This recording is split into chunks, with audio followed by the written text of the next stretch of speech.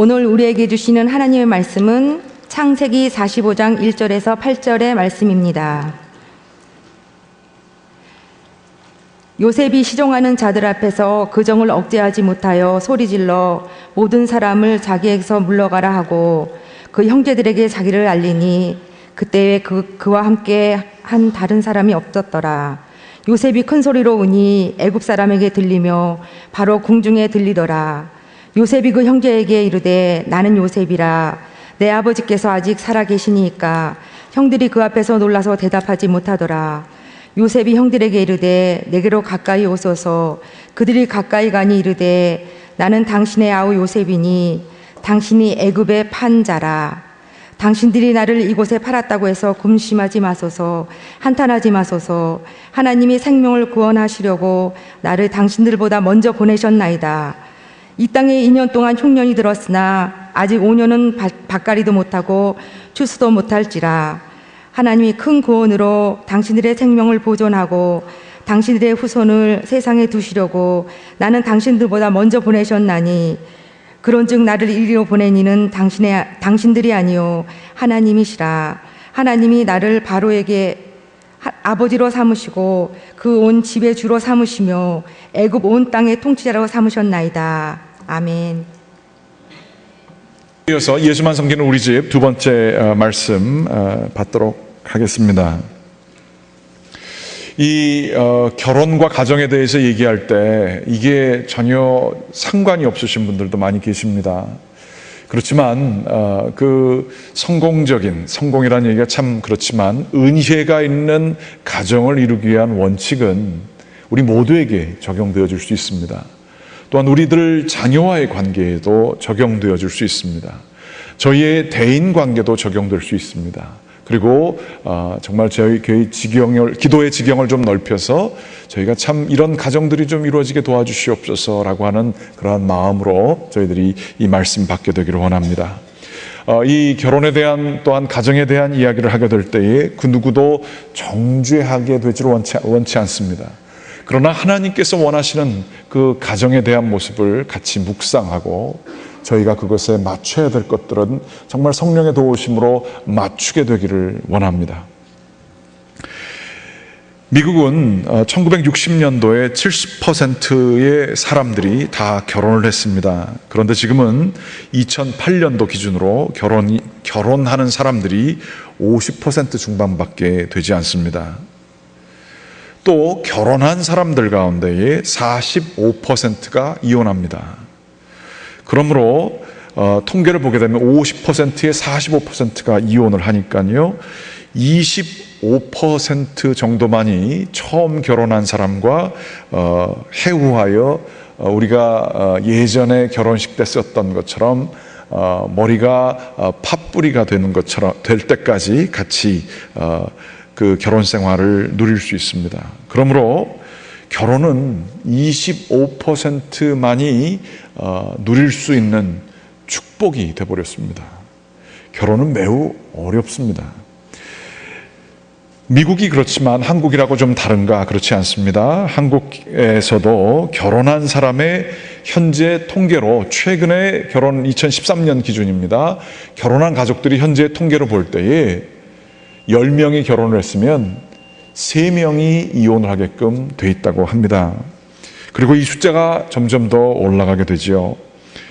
한국 결혼 이혼 건수를 좀 보게 되면 1970년도에는 한 해에 1만 가정이 이혼을 했었습니다. 그런데 1998년 급기야 10만 건, 10배가 늘었고요. 30년 사이에 2003년에는 역대 최고치인 16만을 기록을 했고요. 2010년서부터는 조금 줄어들었습니다. 그래서 11만 건 정도를 계속 유지해 나가고 있습니다. 그래서 보게 되면 1993년도 이혼이 이제 막 급증하게 될 때에 신혼된 사람들, 결혼한 지 5년 미만의 사람들이 이혼하는 게 33%를 차지했었고요. 황혼 이혼은 8%에 그쳤습니다. 그런데 그 20년이 딱 지난 2013년에는 신혼 이혼이 21%를 기록했습니다. 그래서 좀 내려왔어요. 그런데 그게 내려온 게 아니라 황혼 이혼이 더 늘었습니다. 4배가 늘어서 31%가 됐어요. 40 중반 이후에 애들을 다 키우고 난 가정들, 여기서부터가 이제 황혼 이혼이 적용되게 되는데 50대, 60대, 심지어 70대까지도 황혼 이혼이 굉장히 많이 늘어버렸다라고 하는 얘기입니다. 20년 사이에 젊은 사람들의 결혼에 대한 이해뿐만 아니라 우리 한국 사회 전반에 걸쳐서 결혼에 대한 인식이 완전히 바뀌어지게 되었습니다. 여태까지 한 30년, 40년 살았으니까 계속 같이 살겠지 이렇게 생각하실 수 있지만 오래 사신 분들 지금 옆에 분 한번 이렇게 쳐다보세요. 꺼진 불도 다시 보자. 한번 보세요. 이거 어떻게 될지 모르는 거예요. 그러면서 여러 가지 생각을 하게 됩니다. 그 70년대서부터 이혼율이 10배가 된 30년 사이 무슨 일이 일어났고, 또 93년서부터 2013년 사이 황혼 이혼율이 4배가 되게 되는데 도대체 우리 한국 사회에 무슨 일이 일어난 걸까요? 이민 사회는 좀 다를까요? 한국 사회에 아주 유사한 반영이지요. 황혼 이후의 사유는 제가 무슨 사회학적인 얘기를 하는 게 아니라 좀 생각해 보고자 원하는 거죠. 이혼 사유가 뭘 것 같으세요? 놀랍게도 아직도 폭력입니다. 남성분들이 여성을 폭력해서 이혼을 하게 되는 거죠. 맞고선 살 수 없죠. 그런데 두 번째 이유는 경제적인 이유입니다. 이제 남편이 혹은 이 경제적인 문제가 이혼을 해도 될 만한 상황이 됐어요. 아니, 차라리 이혼하는 게 더 낫겠어요. 그렇기 때문에 이혼을 하게 되는 것이죠. 그래서 참 슬픈 이야기죠. 그러면서 이혼이 늘어나면서 관련 산업들이 같이 성장한답니다. 웨딩 플래너가 있는 게 아니라 이혼 플래너도 있다고 합니다. 이혼에 관한 법률 변호사들이 그렇게 많이 늘어나고 있다고 합니다. 슬픈 이야기죠. 그럼 도대체 무슨 일이 일어났을까요? 이거에 대해서 제가 좀 찾아봤는데 찾지 못하겠는데요. 결혼에 관한 서적들, 미국에서 나온 서적들 이런 것들을 좀 보다가 아주 재미있는 문구들이 있었습니다. 그리고 이것이 같이 한국 사회에도 적용이 되지 않겠는가. 미국 사회에서는 참 오랜 기간 100여 년 이상 걸쳐서 이혼이 이렇게 이루어지게 됐지만, 그 결혼의 가정에 대한 이해가 바뀌어지게 됐지만, 한국 사회에서는 최근 한 20, 30년 사이에 이 가정, 결혼에 대한 이해가 전폭적으로 바뀌어지게 된 것입니다. 이에 대해서 쓴 글이 있습니다. 법학자 존 위트 주니어라고 하는 사람이 쓴 건데요. 지난날 보편적으로 인정받았던 결혼에 대한 이해, 서로 사랑하고 후손을 낳으며 안정을 보장받고 영구적으로 약정된 연합, 이러한 결혼의 이상은 지금 서서히 물러나가고 있다. 양쪽 당사자의 개인적인 만족을 추구하기 위한 한시적인 성적인 계약이라고 하는 새로운 현실, 결혼에 대한 이해가 그 자리를 차지하게 된다. 이렇게 얘기를 하고 있어요. 안정과 후손과 영구적인 연합이에요. 연합. 그래서 하나가 되는 거죠. 이러한 이해에서 우리들도 이제 전통적으로 그런 이해를 가지고 있었죠. 그런데 이게 바뀌어져서 개인의 필요를 채워주기 위한 한시적인 계약, 조건이 안 맞으면 언제든지 깨질 수 있는 거예요. 그리고 거기에 제일 중요한 건 자손이 아니라 내 성적인 필요를 위한 파트너십이라고 하는 것이죠. 또 뉴욕타임스의 2010년도에 행복한 결혼이란 나만 내세우는 결혼인가 라고 하는 글을 쓰신 분이 있습니다. 타라 패커 포프라고 하는 분인데요.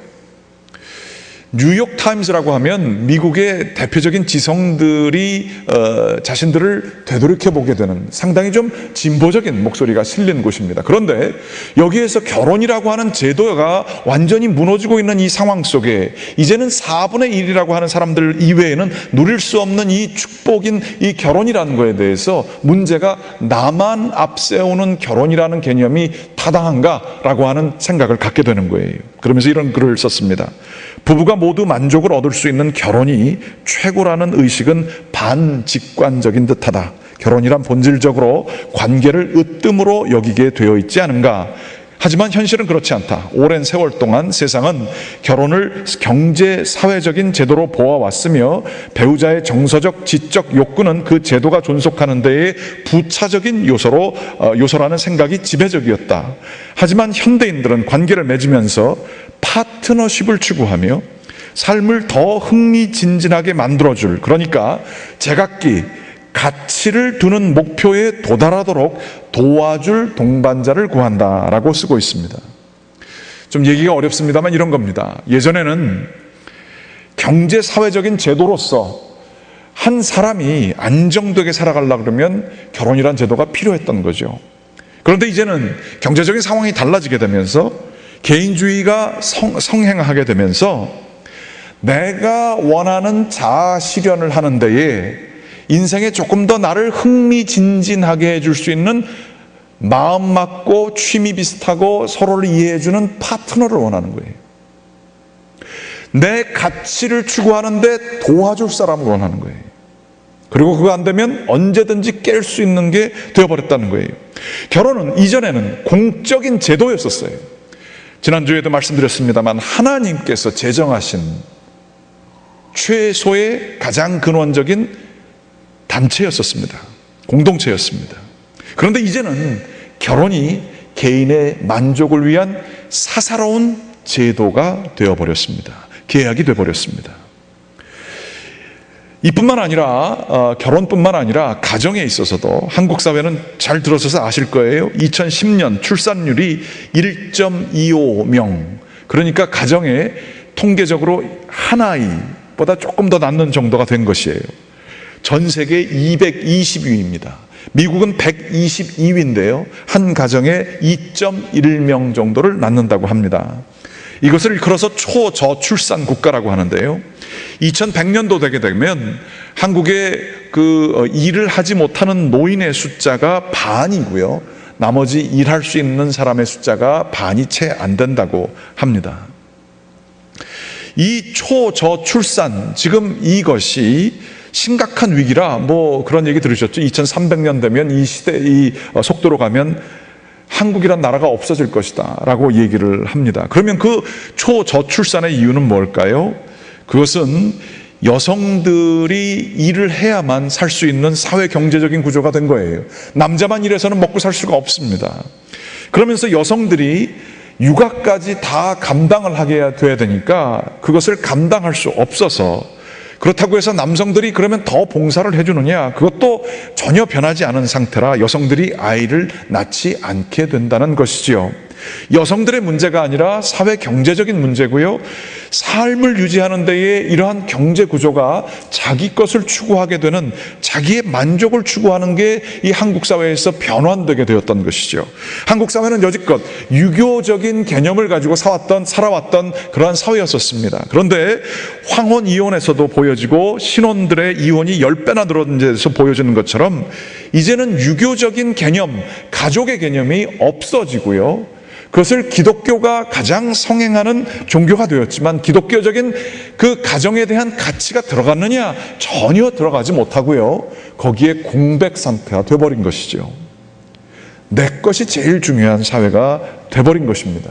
남자는 예전처럼 남자의 것을 주장하게 되었고, 여성은 여성의 자아 실현이, 남자들보다 더 공부 잘하는 사람들 다 요즘엔 여자잖아요. 판사들 중에 더 많은 사람들이 이제 여자잖아요.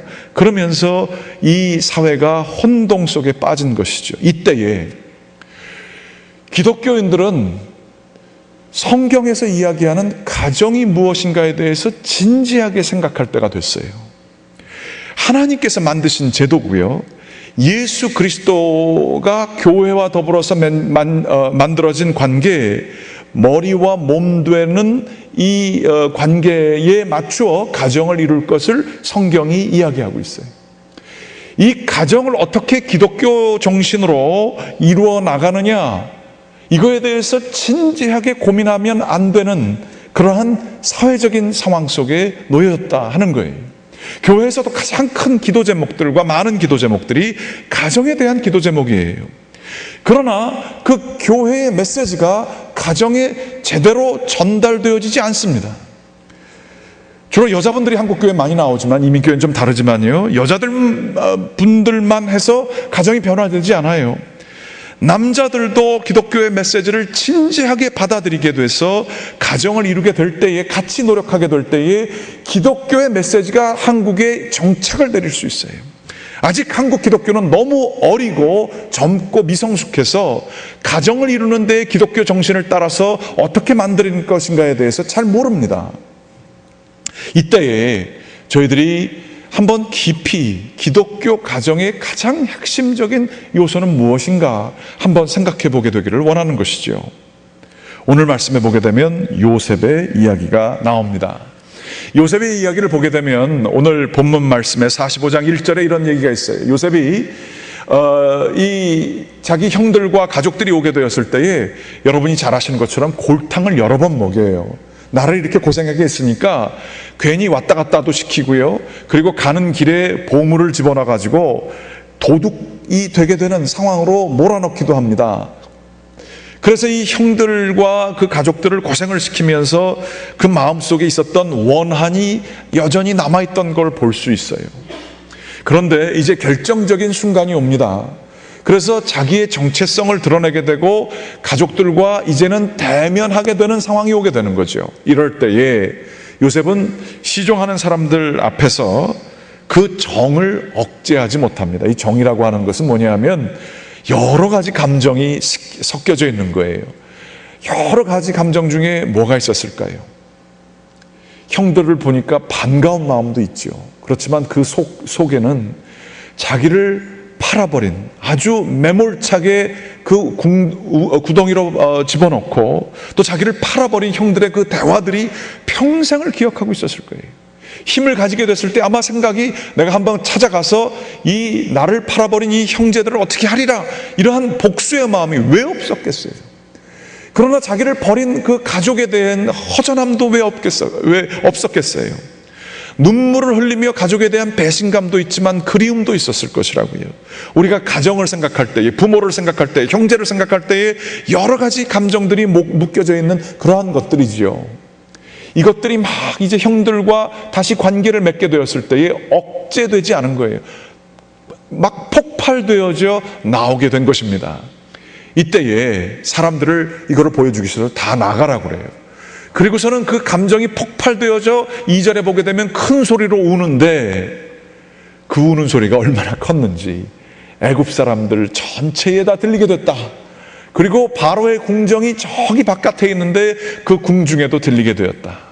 이 요셉의 마음속에 있었던 한 맺힌 목소리, 또한 그 그리움, 가족에 대한 그 끈끈한 정, 이 모든 것들을 잘 보여주는 표현이라고 할 수가 있겠습니다. 이렇게 되었을 때에 요셉은 자기의 마음을 표현하면서 이야기를 합니다. 당신들이 나를 이곳에 팔았다고 해서 근심하지 마십시오. 한탄하지 마십시오. 하나님께서 생명을 구원하시려고 나를 당신들보다 먼저 보내셨습니다. 앞으로 흉년이 있을 건데 지금 이 흉년 가운데에 형님들과 가족들이 죽지 않도록 벌써 수십 년 전에 나를 이곳에 팔게 한 거예요. 당신들이 판 게 아니고 하나님께서 다 하셨고요, 내가 그렇게 고생을 한 것도 당신들이 한 것의 결과가 아니고요, 하나님께서 지금이 있게 하려고 만드신 결과입니다. 그러므로 근심하지 마소서라고 하는 이야기를 하게 된 것입니다. 그러면서 8절 말씀 같이 한번 좀 읽어보시겠습니다. 8절 읽습니다. 시작. 그런즉 나를 이리로 보낸 이는 당신들이 아니요 하나님이시라. 하나님이 나를 바로에게 아버지로 삼으시고 그 온 집의 주로 삼으시며 애굽 온 땅의 통치자로 삼으셨나이다. 저는 이 말씀 구절을 보게 될 때 큰 은혜가 돼요. 요셉의 얘기는 하나님이 직접 나타나신 경우가 하나도 없습니다. 요셉이 자기에게 물려진 신앙을 통해 자기의 삶을 믿음으로 해석을 한 이야기는 나와요. 그렇지만 하나님이 초자연적으로 개입한 얘기가 하나도 나오지 않아요. 그런데 이 구절이 바로 하나님께서 이 요셉의 마음이 어떻게 역사해 주신지를 보여주는데요, 그 역사, 이것을 가장 단적으로 보여주는 게 형들 때문에 내가 이 정도 고생하면서 얼마나 고생을 했는지 애굽에서 이런 상대방을 비난하는 그러한 이야기나 자기를 주어로 삼는 것이 없고요. 이 모든 것의 주어가 뭐가 되냐면 형님들이 한 게 아닙니다. 하나님이 하셨습니다.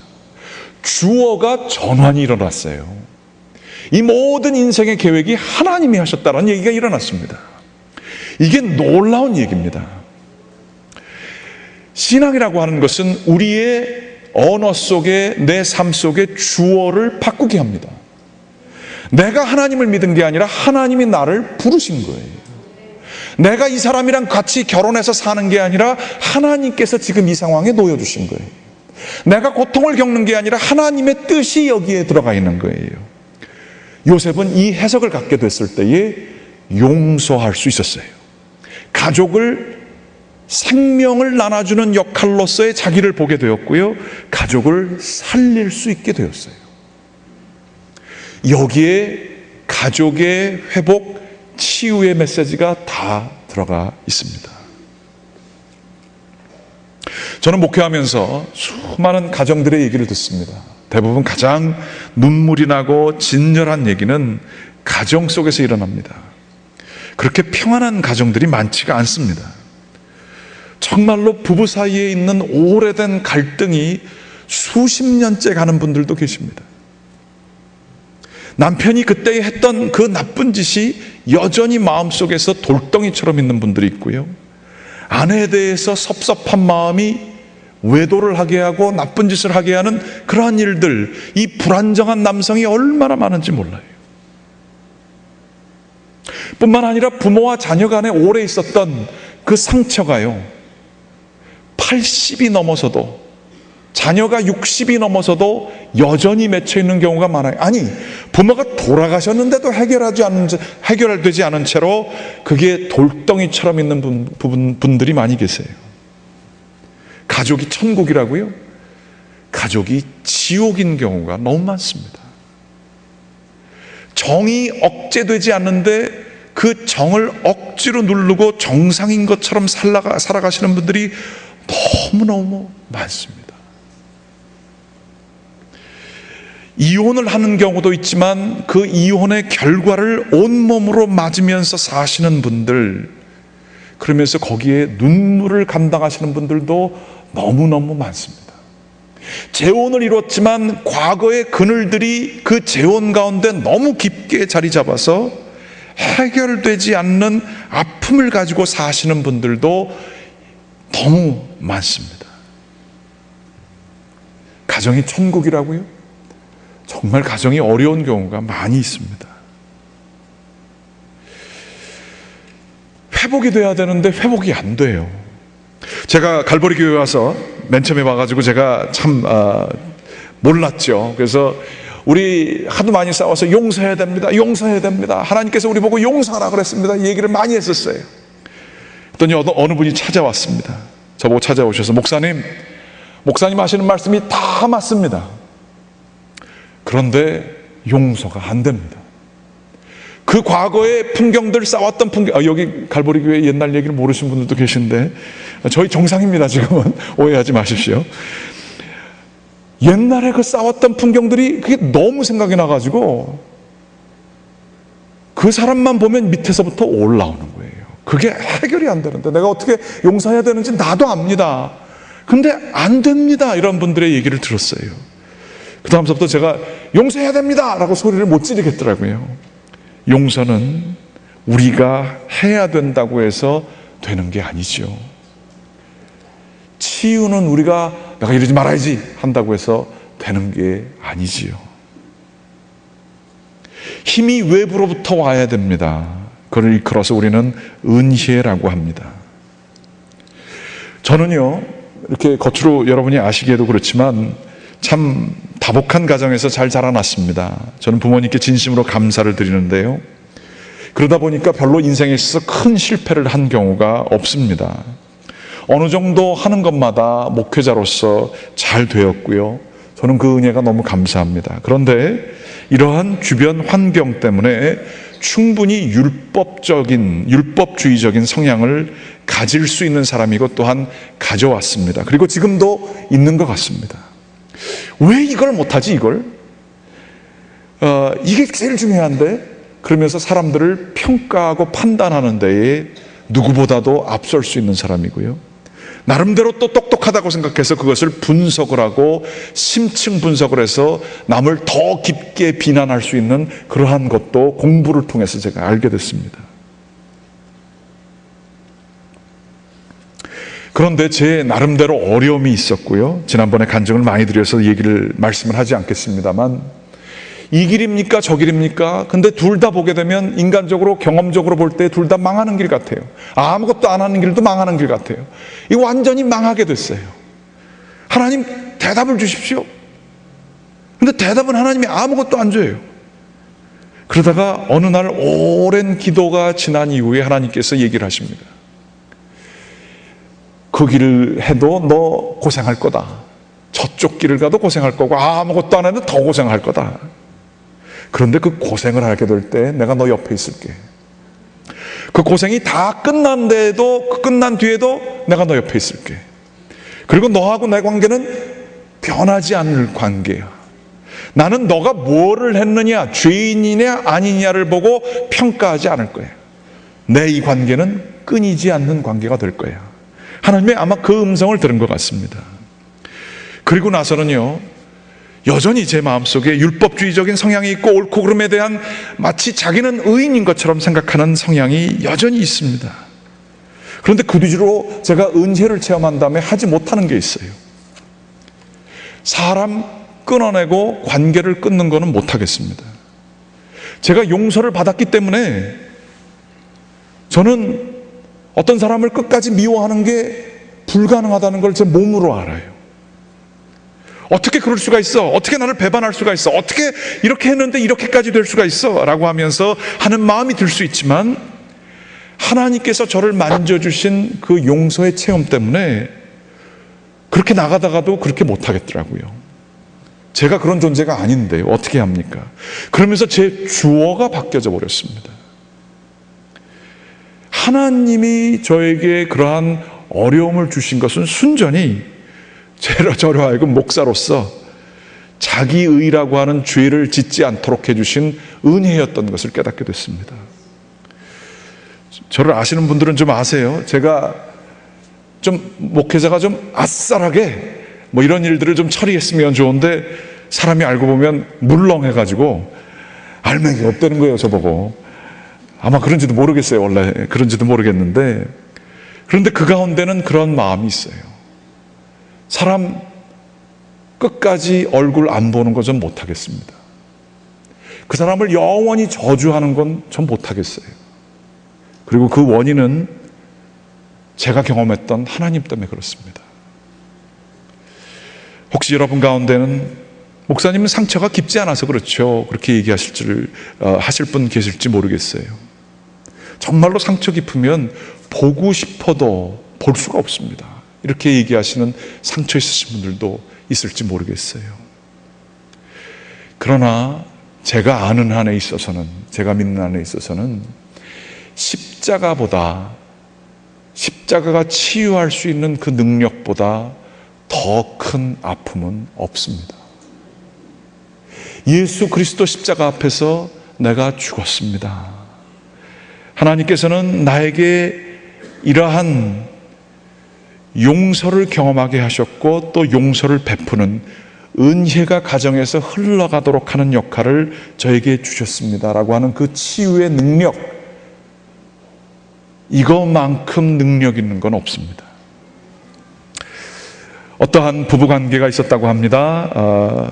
남편이 여성을 폭행하고, 여성은 너무나 힘들고 어려운 삶을 살고 교회 나가면 괜찮다고 그래서 교회를 나가서 교회까지 나가게 되니까 남편이 아이고 이제는 교회도 나가는구나 그러면서 아내 보고 이제 밖으로 나가라 라고 얘기를 했답니다. 기분 나빠서 나갔답니다. 갈 데가 없어서 기도원을 갔답니다. 기도원 가가지고 일주일 있는 동안에 집회가 있어서 집회를 참석했답니다. 그런데 그 기도원에 바닥이 너무 차서 이 차가운 바닥에서 야곱이 생각나면서 차라리 내가 죽었으면 좋겠습니다. 죽여주시옵소서 라고 기도를 하다가 집회의 마지막 때에 하나님을 성령 충만하게 만나게 되었다고 합니다. 그런데 그 찬 바닥에서 은혜를 받았는데 온몸이 뜨거워지며 뜨거운 눈물을 흘리게 되었다는 것이지요. 그러면서 현실은 그대로 있지만 자기의 내면이 변하게 돼요. 차가운 현실을 이길 수 있는 사랑과 용서가 자기를 감싸게 되었다는 것입니다. 십자가를 품어 안고 기도하다가 온몸이 뜨거워지며 자기 마음속에 드는 생각, 그 남편 사랑 못할 게 뭐가 있어? 라고 하는 생각이 들더랍니다. 그러다가 더 기도하다 보니까 드는 생각은, 야, 남편이 내가 이 성령 충만을 받게 하는 데에 도움을 줬구나 라는 생각이 들더랍니다. 그 남편이 자기를 구박하고, 그 남편이 자기를 때리고, 그 남편이 자기를 쫓아내줘서 이 기도원에 들어가게 됐고, 그러다가 하나님을 만나게 됐다 생각하니까 정말로 자기의 마음속에 남편을 용서해야지, 사랑해야지가 아니라 남편에게 고마운 마음이 들더래요. 그래서 곧바로 기도원에서 내려가서 남편에게 얘기했답니다. 여보, 나를 쫓아내줘서 고맙습니다. 나를 핍박해줘서 정말 고맙습니다. 나 그것 때문에 하나님 만났습니다. 당신 알고 보면 정말 고마운 사람이에요. 앞으로 당신을 정말로 제가 사랑하겠습니다. 남편이 그 아내를 보면서 이 여자가 이제는 정신까지 나갔구나, 이제는 이혼하지 않으면 안 되겠구나 생각을 했답니다. 그런데 하는 것을 보면 미친 게 아니더래요. 제정신으로 정말로 하는데 정말 기쁨으로 하더래요. 자꾸 구박해줘서 고맙다 그러니까 민망해가지고 얘기를 듣기도 싫더래요. 그런데 몇 주가 그러고 지나가서 저 사람이 뭐 어떻게 해서 저렇게 바뀌었을까 궁금해서 나도 한번 교회 가보겠다. 그래서 교회를 갔고요. 그 가정이, 그 남편이 은혜를 받아서 회복이 되었답니다. 주로 이런 얘기 나올 때 보통 여자분이 받고 남편분 받더라고요. 반대로도 될 수 있습니다. 남자분들 혹시 우리 아내가 이게 은혜를 받아야 이렇게 되실 분이 계실지 모르겠는데, 그래서 그 가정이 살아났대요. 그리고 거기서 자녀가 잘 자라났는데, 그 자녀가 누구냐면 총회 신학대학에 지금 이한수 교수라고 하는 분이 계시다고 하는 거예요. 그분의 간증에서 나온 얘기입니다. 가정이 십자가를 통해 회복이 되어지면요, 자기만 사는 게 아니라 가족이 살게 되고요, 자녀가 살게 됩니다. 뿐만 아니라 자기 것만 추구하게 되면 자기도 죽고 상대방도 죽을 수 있고요, 자녀들도 죽을 수 있어요. 심지어는 자기 것만 추구해서 요즘에는 결혼을 하고도 내가 먹고 사는 게 힘든데 그래서 자녀까지 안 낳잖아요. 그래서 한국 사회가 지금 사람이 없어지고 있어요. 나라 사랑하는 길에 가장 중요한 거는 애 낳는 일이라고 그래요, 요즘에는요. 교회도 그렇습니다. 교회에서 애들 가진 게 중요해요. 가장 중요한 제자화는요, 교회에서 시켜주는 게 아니라 가정에서 되는 거죠. 거기서 자녀를 잘 키우는 일만큼 또한 중요한 사명이 없습니다. 그러나 자기를 제일 중심으로 생각하고, 이 결혼의 목적은 내가 행복하기 위해 한 것이고, 가족들이 거기에 협조 안 해주는 것이고, 자녀들은 내가 키우기에는 부담되는 존재이고, 빨리 이거 끝내고 싶고, 내가 원하는 건 내가 하고 싶고, 말 안 듣는 남편, 나쁜 남편, 정말로 미운 아내, 이 모든 것들과 끝내고 차라리 혼자 사는 게 좋겠다라고 하는 이 생각 속에 뭐가 없어요? 개인만 있고 언약이 없어요. 관계가 없어요. 하나님이 없어요.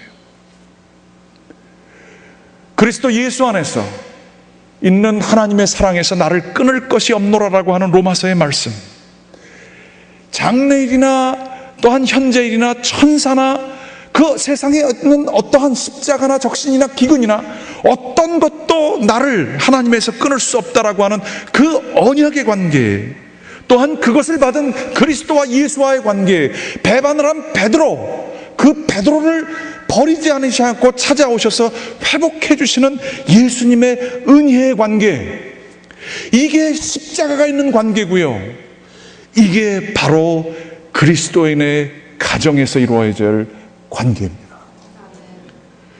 교회도 이 관계를 의미합니다. 교회도 바뀌어졌어요. 예전에는 이 교회가 내 교회라 싶어서 사명을 가지고 힘들고 어려운 것을 같이 이겨나갔어요. 근데 요즘에 교회에서 건축한다 그러면 교인들이 쫙 빠져나간다 그래요. 교회에서 좀 힘든 일이 있으면 나는 안 할래 그래요. 내가 팔아야 되거든요. 자녀들을 가지고 나오는 젊은 교인들 중에 대부분은 이 교회에서 우리 가족을 위해서 뭐를 해줄 수 있는가? 이게 훨씬 중요해요. 내 헌신이요? 아니에요. 교회는 나를 만족시켜줘야 되죠. 그에 따라 내가 조금 헌금할 수도 있고 남는 것 따라서. 전혀 헌신이 없어요. 모든 관계들은 자기 중심으로 가게 될 때 다 깨지고 있어요. 한국 사회의 현실입니다. 그러나 이것을 회복시킬 수 있는 것은 예전에도 그랬지만 지금도 마찬가지로 주 예수 그리스도 앞에서, 십자가의 복음 앞에서 나는 죽었습니다. 예수님이 주인이십니다. 내가 주인이 아닙니다. 내가 주어가 아닙니다. 하나님이 주어입니다. 이 가정을 주신 것은, 내가 그래서 불행한 것은, 내 인생이 이렇게 해서 꼬인 것은 이렇게 되는 게 아니고요, 하나님께서 이 가정 주셨습니다. 많은 사명이 있습니다. 주님께서 나에게 지금 이 힘든 일들을 다루게 하십니다. 그러나 여기에 이유가 있습니다. 나에게 주어진 십자가입니다. 주어가 바뀌어지게 될 때에 가정이 회복되어질 수 있습니다. 우리 안에는 하나님이 계셔야 되는 자리가 있습니다. 그런데 그 자리에서 일어나는 게 뭐냐면 사랑받고 싶은 욕구예요. 아내에게 좀 더 사랑받고 싶어요. 이 아내가 왜 이렇게 나한테 뭐라 그러는지, 남편이 좀 나를 사랑해 주기를 원해요. 자식들이 정말 내가 얼마나 희생했는지 좀 알아주기를 원해요. 어떻게 그렇게 몰라주고 이익만 챙기려고 하는지, 부모님들이 어떻게 나를 힘들게 하는지 좀 부모에게서부터 자유하고 싶어요. 나를 좀 내버려 두는 사랑만 좀 해주셨으면 좋겠어요. 그 자리를 가족들이 채워달라고 요구를 합니다. 그게 안 돼서 지옥이 되지요. 그런데 하나님이 채워주셔야 될 자리를 어떻게 가족이 채울 수 있겠습니까?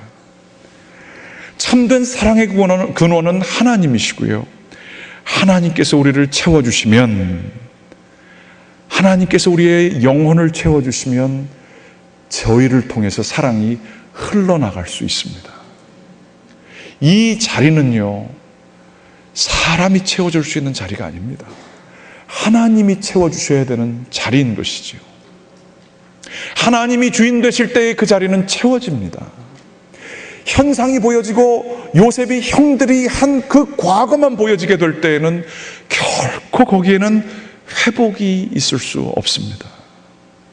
중요한 것은 눈물입니다. 십자가 밑에서 통곡을 좀 해보시겠습니까?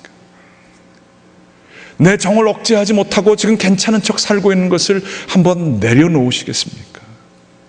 그렇게 되게 될 때에 우리의 가정은 회복될 줄 믿습니다. 원하고 기도를 드립니다. 가정이 회복되는데 남의 문제가 아니에요. 나와 하나님의 문제일 수 있습니다. 주님께서 여러분의 가정을, 우리의 영혼을 채워주시기를 주님의 이름으로 간절히 축원합니다. 기도하시겠습니다. 하나님, 저희를 주님께서 좀 붙들어 주십시오. 저희의 가정을 주님 좀 만져주십시오. 저희의 곤고한 이 영혼들을 주님 붙들어 주십시오. 성령님, 저희를 채워주실 때에 회복될 줄 믿습니다. 저희의 영혼 가운데 하나님께서 역사하여 주시사 저희를 통하여 생명이 일어나게 하시고, 저희를 통하여 자녀들이 사랑을 보게 하시고, 저희를 통하여 주님이시여 교회가 살아나게 하시고, 저희를 통하여 예수 그리스도의 모습만이 온전히 보여지게 인도하여 주시옵소서. 예수 그리스도의 이름으로 기도드렸습니다. 아멘.